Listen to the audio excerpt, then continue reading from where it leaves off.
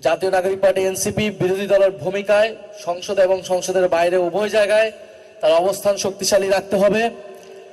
আমরা আজকে বা গতকালকে দেখলাম যে ফ্যাসিস্টের দোসর যে প্রেসিডেন্ট এখনো রয়ে গিয়েছে, সে তার বক্তব্য শেষে বাংলাদেশ জিন্দাবাদ বলে বক্তব্য শেষ করছেন। আগে এটা জয় বাংলা বলে তার বক্তব্য শেষ করতেন।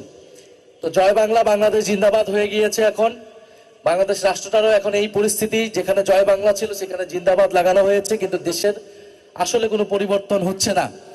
পরিবর্তনের পক্ষে কোনো ইতিবাচক মনোভাব আমরা সরকারের পক্ষে দেখছি না।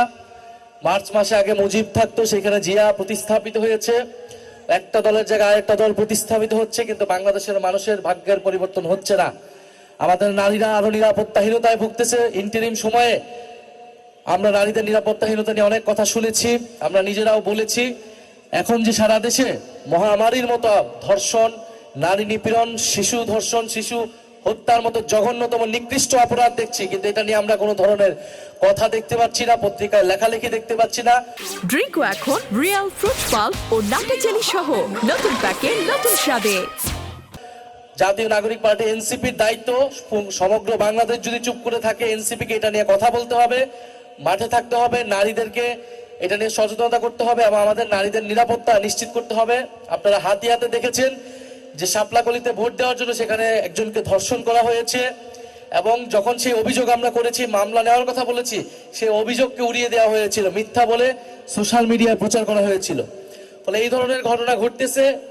আমাদেরকে এই বিষয়গুলোকে প্রতিবাদ জানাতে হবে এবং সংস্কারের পক্ষে, বিচারের পক্ষে কথা বলতে হবে।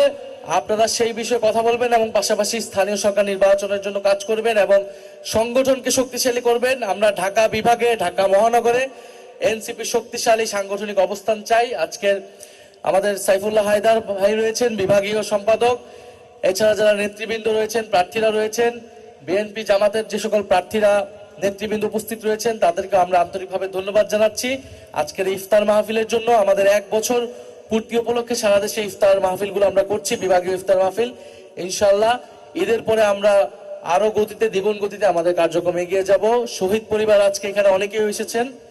উত্তরায় আন্দোলনের অন্যতম হটস্পট ছিল।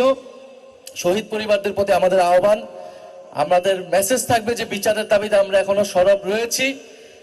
ট্রাইব্যুনালের চিফ প্রসিকিউটর পরিবর্তন করে দিয়ে যাচ্ছে কোনো ধরনের জবাবদিহিতা ছাড়াই। আপনারা জানেন আমরা বিচার নিয়ে জাতীয় নাগরিক পার্টির আলাদা একটি কমিটি করেছি, যেখানে দেশি বিদেশি বিশেষজ্ঞরা রয়েছেন, শহীদ পরিবারের প্রতিনিধিরা রয়েছেন।